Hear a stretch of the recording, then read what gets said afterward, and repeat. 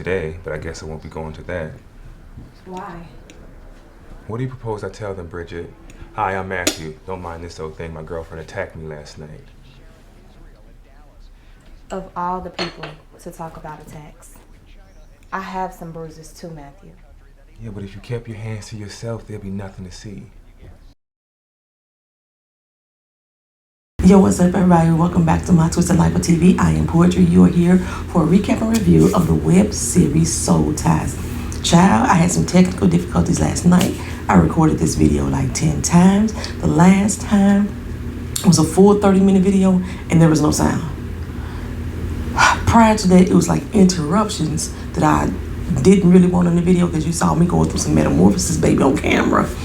Okay, so hopefully it is picking up the sound now. Are we picking up sound?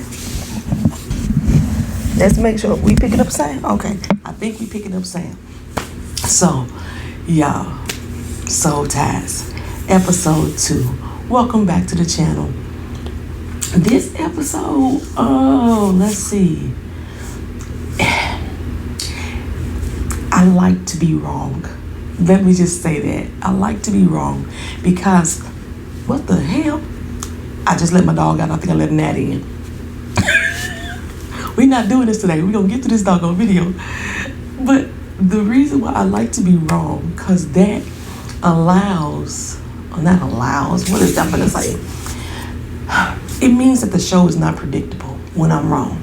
If I could easily guess what the next step is, then, you know, we've seen it before, did it before too many times, because a lot of things are repetitive, but when it's too many times, then I can start predicting stuff. I'm glad that I was wrong on a few things on this right here. So, first of all, shout out to everybody who came through to watch the video the first time. Based off of my viewers, we are enjoying this show. So, if you ain't watched it, I don't know why. Okay. The actual episodes are over on Home Stretch TV here on YouTube, so you can go there and watch all 7 episodes. If, what was I finna say? Season 2, I heard that it should be coming, so look forward to that. I'm gonna be looking forward to it. I am reviewing each episode weekly, so thank you all for not putting spoilers in the comment section. Shout out to Homestretch TV. Shout out to Jenae Hope. Both of them have been either on the channel or on my IG page, helping to support me as I support them. Homestretch TV let me know the answer to one of my questions from last week, which was the title Yellow. Where did it come from? I made the assumption that it was about the yellow dandelion that she saw in the grass, and she plucked it real hard and threw it to the side. Because, you know, Bryce is the damn dandelion. She need to pick his ass out her life. You know what I'm saying? That's what I thought the yellow was for, because I missed the song title. The song that they were playing in the car, which was called Yellow. I said that all wrong, but it sounds right. The song that they were listening to in the car was called Yellow. That was the title of the song. They actually said it while they were singing it together. And I like that he did put that in the comment section, because that allowed me to actually make the connection between her and Bryce. Because as of right now, I don't understand what her connection is. This man done dogged you out several times, left you walking down the street, threw your stuff out the window of the car. What about Bryce made you love him so much? That's what I need to know. I need to know how this soul connection was built. As of right now, all we know is that she's deeply emotionally tied to him. You know what I'm saying? She shook. That's all we know right now. Okay, so this particular episode picks up where we left off. She called, I thought was Bryce, over. She in the bed, having a little sexual time with this big old chocolate thunder of a man, right? You know what I'm saying? Having a little sexy time. And in my mind, I'm saying, Carrie, girl, you really opened up Pandora's box and then opened up your legs. Oh my God. He fine. But girl. Okay. And then all of a sudden, you know, she had the hand around her throat. And I was like, ooh, Carrie into asphyxiation. Nah, that's not a bad thing. Don't knock it until you try it. A gentle thumb right there. around the larynx, apply pressure. I'm just saying, that's all I'm gonna say about that there. Don't ask me how I know. Well, you already know how I know, but still. I'm saying, but when she opened her eyes, baby, it was Montreal. Y'all remember Montreal, right? The dude from the first video that, shh. That's him. That's who she was in the bed with. I went through so much emotions. Because, child, check it out. I was upset for Carrie for giving in to the will of her mind of Bryce, thinking that she was in there getting some sexy time with Bryce. But then I was like, baby, she enjoying this sexy time with Bryce. You better get it. I was having that too. I was conflicted. And then when I saw that it was Montreal, I was like, Carrie girl, what is you thinking? What is you doing? I was cracking up. But was it good? That's what I want to know. Was he at least good? I mean, I guess not, since she was thinking about Bryce the whole time he was with him. That might make it good. Sometimes when you think about other people when you're with another person, can make the sex even more better, which makes you think that that person was really giving you what you need to have. Anyway, she kicked Montreal butt out the house. He was like, no, we ain't get no breakfast. I don't get to brush my teeth, wash my tail, you know what I'm saying? Nah, bro, you got to go. Matter of fact, you can't even put your shoes on. Carry them out the door with you. Hit it. You know what I'm saying? That's what she did to Montreal. So, apparently she was late for her acting class. And they were having it outdoor in the park. That's one of the things I loved about being in California. You can go do a lot of stuff outside. That's one thing I love about being in Florida too. I could go do a lot of stuff outdoors. As y'all see, sometimes I record my videos outside because I just love it. You hear the birds chirping, the crickets cricketing, the wind blowing, all that, the leaves, the rustling. I like the sounds of nature when I'm sitting outside. Okay, so, anywho, she goes to the park, and I may not be going in order. Y'all know how I do. Her acting instructor, they are really dramatic. But I guess acting is drama, you know, so they being dramatic. They extra. They are real extra. It's a term for people like that. That they giving off posh. They giving off bougie. They giving off eccentric. They giving off extra as fuck. That's what they giving off. However, the lesson that was being taught in the class, I totally agree with, right? Which is why I couldn't do the video again last night, y'all, because I couldn't give the emotion that I needed to give when doing this video. So, basically, they were telling her, you need to tap in. Don't nobody believe you when you perform. So, she started off, giving this dialogue, and she decided to rap the dialogue. Now, last week when I mentioned that, a lot of the commenters in the original episode was saying that this was like an Issa Rae type of vibe that they were getting from this show, and I said it wasn't because I think it stands on its own.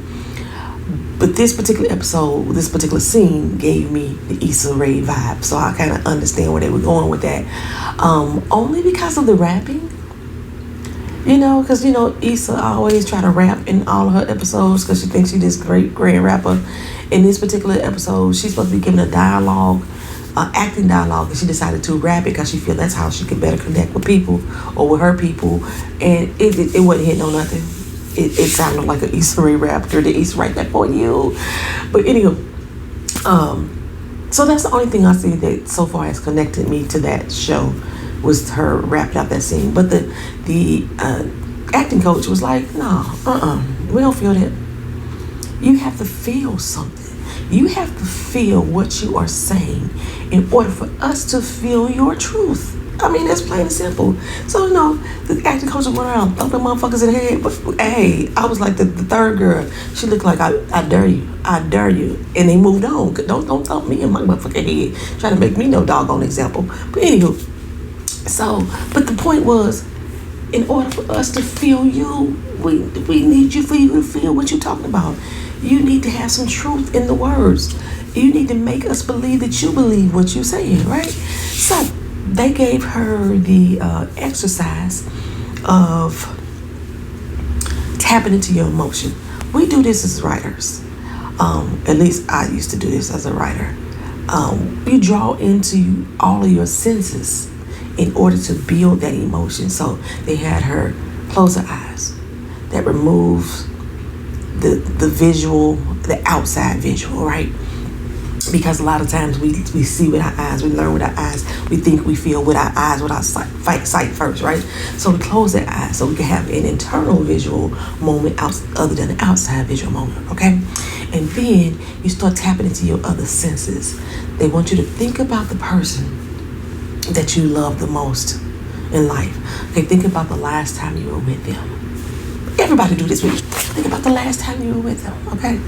Think about how they smell when you were around them. How the touch of their skin or how they touched you. What you were wearing.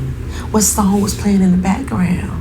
You know, like I say, I do this as a writer to try to tap into the emotion of the scene that I'm writing. I literally have to visualize my characters as if they are real people and the type of things that they would be doing to help them deliver the dialogue that I want them to say or deliver the actions that I want them to have. So this is what they have Carrie doing. And while she's thinking about Bryce, baby, she's thinking about the smile and the touch, the kiss, the song. She's thinking about all them good times, okay? And she starts to cry. Because she's feeling it. She's feeling the emotion. She's missing them. She's missing everything. She's thinking about them. But what I wanted Carrie to think about, child, because she could have brought up the same type of emotion, it just would have been a little bit more anger. And based off the dialogue that you was giving, you probably needed to have anger, child. You needed to be thinking about him throwing your stuff out the car. Leaving you on the street in the middle of the doggone night. India calling, and probably any other chick that you had busted him with for you to have that type of emotion when India called. Think about those things. That'll make you cry too. Make your anger cry. Okay? You ain't have to tap into all the loving feelings, but that's what she did. And it made her miss him more and miss him more. And she's been having dreams about the man. You know what I'm saying? She goes over to her mama's house. She ain't seen her mama in a long time. We ain't seen her mama in a long time. And at first I was like, damn, her mama aging backwards. Is that the same lady? It may have been, but I didn't go back and look. But so mama over there, and she about to grease her mama's scalp. Child, I had a daughter. Well, I didn't have a daughter because of this reason.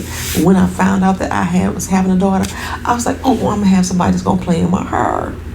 My daughter don't do that. She don't bit more do that at all.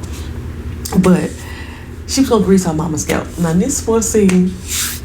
Okay, so Rain Jackson in the last video in the comment sections pointed out a lot of the things about the web series itself that didn't just gel with her as somebody who was also a writer and director, or dealing with production. This is one of the scenes that would get me, and that's because, child, no, you was not moving your mama tracks over to put them 3 grease lines in her head. She didn't even finish over her head, child. She didn't finish over her head. She moving them damn tracks over. Now, I don't wear extensions or weave and things like that, so I don't know if this is how it works. But my thought was, if you come out there to do your mama's scalp, what you should be doing, taking out the tracks, undoing the braids, washing your mama hair, giving her a good deep scalp rub. You know when you go to the salon and they get all up in your scalp and your I know we couldn't do all this because it's a web series and it's only a 20-minute episode, but still, this is what should have happened. And then you get all up in there deep, right? And then you comb your mama hair out, and if you dry it out or whatever, then you grease that scalp and you scratch it. You give it a good scratch and you throw the grease up in there, and then you bring it back up and you can add the tracks back in if you want to. That's what I was expecting from this head scratch. But they got to the conversation about Carrie, you know, and her dreams. And your mom was like, girl, you got a soul tie. She was like, what is that? That's when you so spiritually connected somebody that you think, you see, you feel, everything you do is about them, okay? And like I say, in normal cases, soul ties don't usually have a positive impact on somebody's life. One of the things about soul ties that I failed to mention last time is that you're supposed to learn something. You know, both parties are supposed to learn something from this spiritual attachment. I'm not sure what Carrie learned. She didn't learn about the pain that he can cause her. If she did, she just don't care about it. She'd rather have the small moments of happiness. What's that Luther Vandross song? I'd rather have good times with you. No, I'd rather have bad times with you than good times with someone else. Is that the song? Y'all know the Luther song. I'd rather be beside you in the storm than alone and safe and warm by myself. I ain't got the voice this morning. It's 7 o'clock, but if I had the voice, I would croon for y'all. But I think that's the song. Luther Vandross, that's it.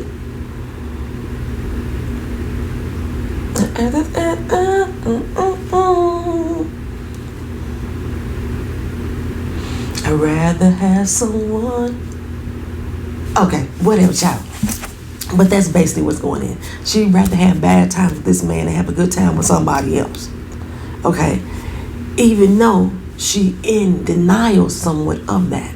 She thinks she got it. She thinks she handled it. She thinks she could let him go. But she realized while she talked to her mama, she can't let this man go. He's meant for her. No, nobody's meant for that type of pain. Love ain't supposed to hurt, Carrie. Love ain't supposed to hurt. I know it takes us a lot of learning to understand that. And like I was saying in the last recap in the comment section, y'all join us down in the comment section because we be having some conversations. I'm still learning it over and over again. With every new relationship, I try to put my trust in somebody. And then I open up the windows to be vulnerable to them. And it takes some time before I realize that they ain't the person I thought they was, you know. But so I'm learning over and over again, you know. But yeah, you gotta learn something so that way you won't keep repeating the cycle over and over again. I haven't learned completely myself. Ooh, child. This next one, my next go round. I'm gonna take the stuff that I've had in other relationships. I'm not gonna be taking baggage into the relationship. I'm gonna be taking wisdom. That's what I'm gonna be taking. Okay. You know, people like, don't be comparing me to your old lover, this, that, and the third. You have to, because otherwise, not necessarily compare, but you have to use what happened, how you felt, how you responded in that situation, and grow from it. So when you get to your next relationship, it won't be coming in as baggage. It'll be coming in as wisdom, like I was saying. Okay. Don't quote me on that. I mean, you can quote me on that because, you know, sometimes I be saying some good stuff. And then I don't remember what I said. I got to come back and listen to my own doggone video. Anyway, child. So, I was peeping the second episode in the comment section, baby. Everybody was loving a praying mama, okay? Y'all know I am very disconnected from the church. But I do remember a lot of the things that her mama was saying, and I do agree with them. I do like the fact that even though they incorporated the religious aspect, the God aspect into this particular episode, I didn't feel like I was being browbeaten with the Bible. Y'all know I hate shows that's like that. Which that's one thing that Greenleaf was so good at, was not browbeating us, even though the whole show is about a family in a church. Okay, so you know she spoke to her in different parables, but she still made it layman's term, like, baby, you know, God can help you break this tie that's not healthy for you. You know, she talked about the tie that she had with her daddy. You know, that man was her everything. He died 8 years ago. We learned that. But it sounds to me that daddy was more of a soul mate. Okay, your soul ties can be your soul mate. Bryce ain't her soul mate, even though Carrie thinks she is. Mama's like, look, that man ain't no good. If you need to let him go, let him go. You need to rid yourself of that, you know. Faith without works is dead. Ask, and it should be given. Okay? And you need to ask God to free you from that tie. Okay? Free you from that bond. That's the only way that you can move on. Let go and let God. Okay? I remember some of them things. So, anywho, Carrie also talked to her mama about the acting. Before this episode, I thought she was a seasoned actress. Baby, Carrie ain't even got a damn job. And based off of her class, the instructor was saying that he didn't feel that she was part ready for it because she doesn't know how to draw emotion out of herself. Well, after she left her mama's house, after doing 3 little parts, she didn't even do her whole head. I'm so mad about that. As she did 3 little parts, Carrie mama went to the prayer circle to go pray. Now, she had this big cork board with a lot of little post-its on it. I thought they was going to be like words of affirmation or mantras, you know. I used to put those all over my mirror in the bathroom so I can get up in the morning. Like, I went to a Prince concert and Prince was like, put one up on the mirror that says, I'm beautiful, and tell yourself that every day, you know. Tell yourself that you are loved every day. So put that stuff up on your mirror, someplace that you're going to see when you go into the refrigerator, you know what I'm saying? I am healthy, something like that. So that's what I thought the corkboard was, but she pulled Carrie's name off of it, put the poster down in her little praying circle, and got on her knees and started praying, like, Lord, I'm coming to you for Carrie. You know what I'm saying? Help her out of this mindset. Free her mind, free her heart, free her soul. You know what I'm saying? She went through that whole little prayer. And as she was praying, Carrie was in the car. And she gets a phone call from the acting coach. The acting coach said, you know what, based off of today, you really tapped in, girl. I'm going to go ahead and put you in the showcase. Which is a good thing since Carrie already told her friend she was in this showcase, right? So it's a good thing. She's so excited. She's so happy. She's so full of joy. She just don't know what to do with herself. It's bubbling over, okay? Now I'm going to come back to her again at the end.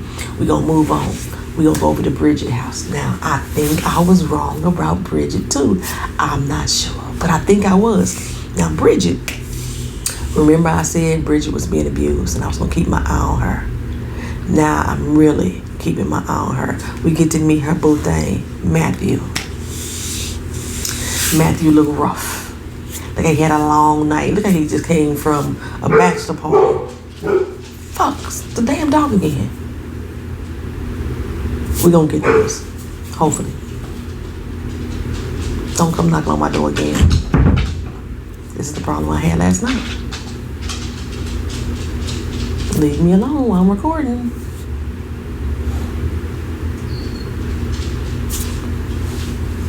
Moving on. So, he got a bruise under his eye. I was like, oh shit, they've been fighting again. And she in the kitchen, she cooking, and she put his food down. She said, he sat down at the table, and she walked away from him and said, morning, baby. I made breakfast for you. I hope the eggs ain't too salty, you know, something like that. And asked him about, his job. Apparently, Matthew was unemployed. It's giving us the whole perception that he's a deadbeat, okay? Not only a man that beats on women, but a deadbeat. That's the perception I got of Matthew at this point until this conversation happened. Well, he said, well, I had a job interview today, but I guess I can't go. And she like, why not? Okay. He said, well, what the heck you think I'm supposed to tell him about this? My girlfriend attacked me in the middle of the night, but my bad. Okay. And I said, wait a minute, Carrie attacked him? Did Carrie abuse him? Is she the abuser? And she said, well, that's rich coming from you. You know what I'm saying? I got bruises too. He said there would be no bruises to see if you learn how to keep your hands to yourself. And then I said, wait a minute now, who is attacking who?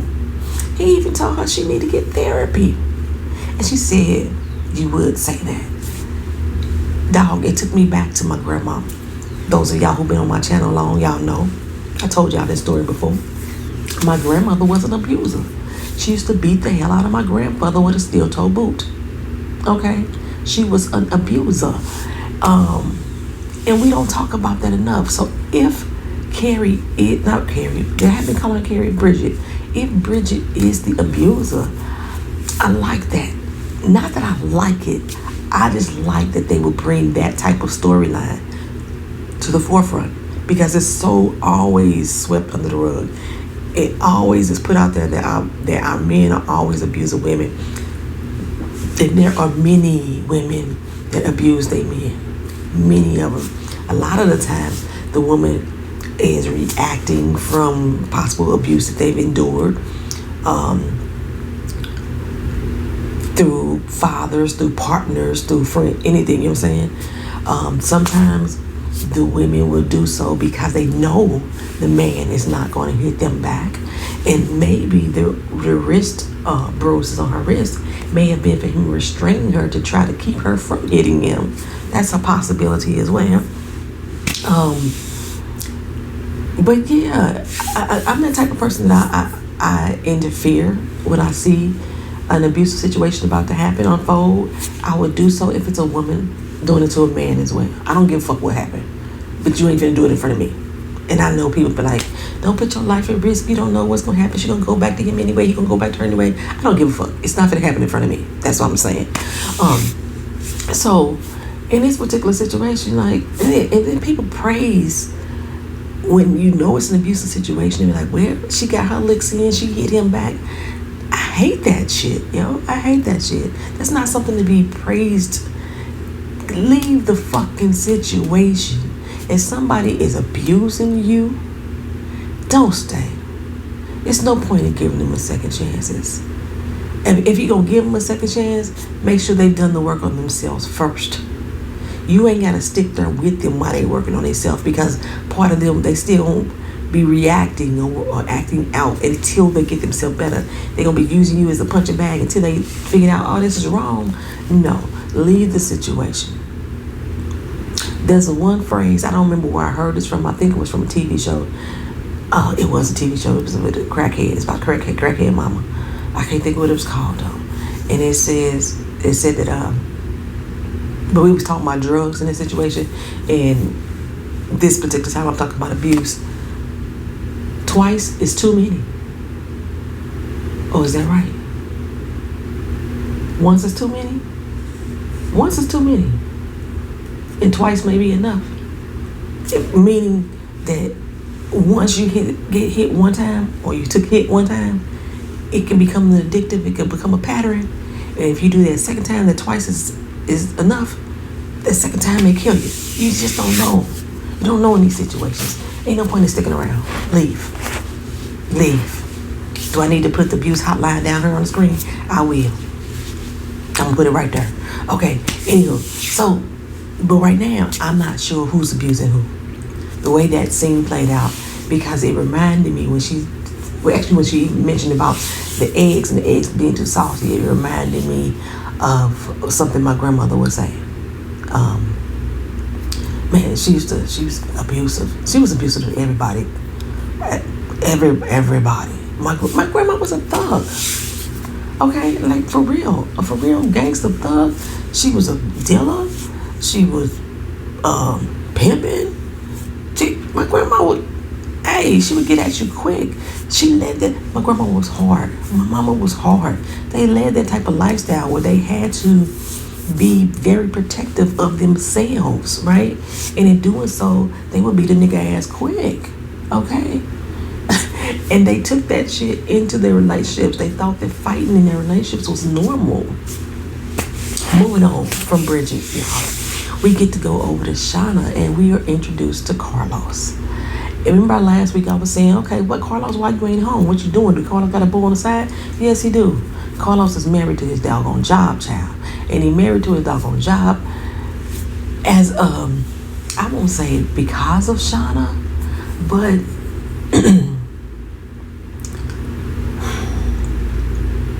it seems like it's needed to help provide for Shawna.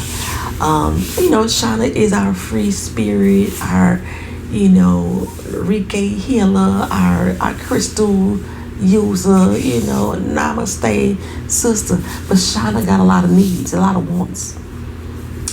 A lot of times the free spirited person can't settle down on an idea. They're very creative. They always got something new in the works. She wanted to be a massage therapist. She wanted to be a telephone operator. She wanted to be a dog walker. She wanted to go to school for being a lawyer. Shawna wanted to do it all. Okay, those ain't the jobs that he listed. He listed some jobs. And each time she changes jobs or changes careers or changes a business idea, I ain't gonna say she wanted to be a lawyer then, because she wanted to be a business owner of several different types of businesses. Every time Carlos is using his money to invest in her idea. Well, in order to have money to invest, he gotta make money, so he worked his ass off to provide for her and to make her happy. Now, sometimes we get into these relationships with these guys, we want them to be the supporter. And a lot of times when we talking about support, we ain't talking about emotional support. A lot of us want emotional support, but most times when we say the word supporter, we are thinking financially. Most times. Okay, so we want a man that's gonna be able to financially provide for us, unless y'all these independent boss bitches who don't need a man type of situation. If you one of them people, this ain't applying to you. But most times we want a man that's gonna be a provider financially. Okay, me personally, I would like a man that can provide financially, but I need balance as well. So I don't need you working yourself to the bone, because I don't plan on working myself to the bone either. And I ain't trying to be a camped woman, okay? Balance is what we're looking for. But anyway, the ones of us that want just the financial stability, they want all the money, they want all the material things, they want all the trips, they want all the fancy dinners, but then get mad when he got to work to go get it. Because they also want the time. And he can't give you the time. He can't work a regular 9 to 5 try to keep up with the Joneses with you. You know, he had to work a 9 to 9. So when he get off his 9 to 9, now he's tired and needs some sleep. Okay. One thing I love about this as well, Carlos is not the typical brawn dude, buff dude, athletic built dude that we would normally see. You know, he's about 30 something, okay? You know, not physically, he's a bird. Some of y'all sisters like them birds, the big burly brothers, they like that to keep them warm and stuff. You know, they like that.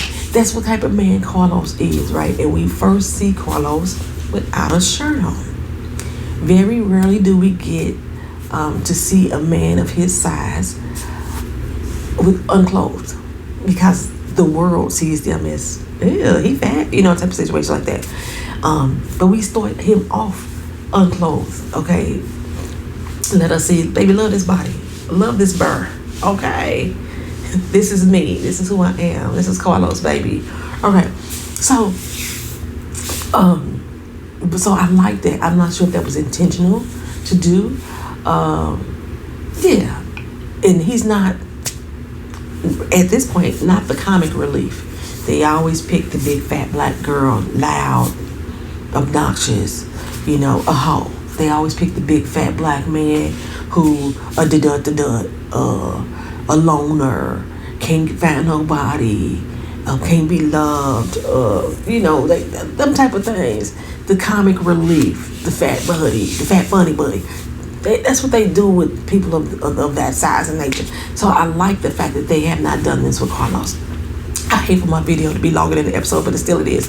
Okay, so that's what we get to see about Shawna and Carlos. So it's not that he's out, you know, never home.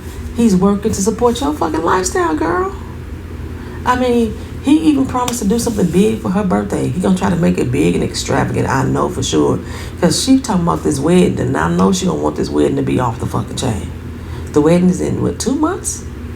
Oh, child, it's coming up soon. Okay, so after we end that scene, you know, Carrie go back home. She all happy. You know, she's still on cloud 9 because she just got accepted for the showcase. And who at her house? Who at her house? Jared. Hey, boy. Hey, Jared. He at her house. Ring the doorbell. Now, last episode, I forgot to tell y'all that after him and Carrie had their little interaction, she dropped her ID. He picked it up, put it in his pocket. And I was thinking, Jared, why you keeping her ID?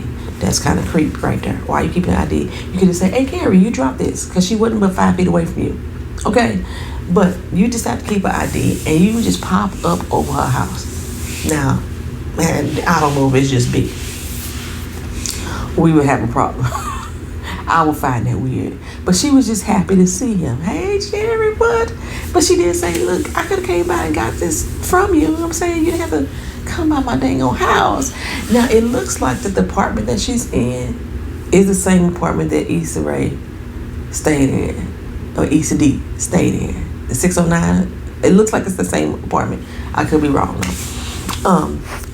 But, you know, he was like, he got right to the point. You know, it would be nice if we can go out, hang out, have some good times together.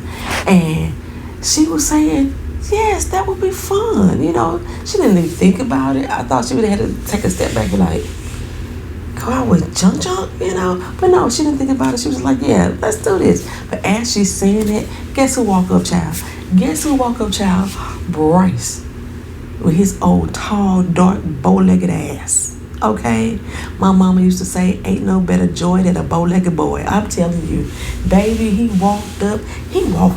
His confidence walked in before he did. His confidence walked in. It was followed by his toxic masculinity, but I hate that term. But you know what I'm saying? All the fuck boy was coming in with him, but that confidence walked in, swagger on swole. I was like, Carrie, you in trouble, girl. You in trouble, girl. Now, one thing I hate about Bryce when he walked up and did this, he didn't even acknowledge that Jared was there. He walked in like I'm the only man in the room, and we outside. Okay, Jared was like, okay. Hit me up later, Carrie. You know what I'm saying? Carrie done forgot all about that date, Bryce. She done forgot all about that date right now in this moment because she melted. I don't know how hot it was in LA that day. Honey melted, child. Her panties hit the floor before she did though, but she was melting. And he was like, hey, Care Bear. You know what I'm saying? I melted. We know it's gonna be some mess coming up. It's gonna be some mess coming up. Carrie, girl, be mad. Be mad. Act like it. Even if you ain't mad, act like it at first. Don't give in so easy, Carrie. Don't give in so easy, Carrie Bear. Okay? All right, y'all. This is Soul Ties episode 2. Long time no see. We had a lot of long time no see. She hadn't seen, Bryce in a while. She hadn't seen her mama in a while. We hadn't seen Carlos or Matthew. This is a long time no see episode. And I will see you again next week. Leave your comments down in the comment section how you felt about this episode. And what do you think is going on with Bridget? That's what I want to hear from y'all. What y'all think is going on with Bridget? Do you think Bridget is being abused? Or is Matthew the one being abused in this situation? I just don't know at this point. But I still got my eyes on y'all. I see you. I got my eyes on you. I'm watching. Talk to you next video. Peace.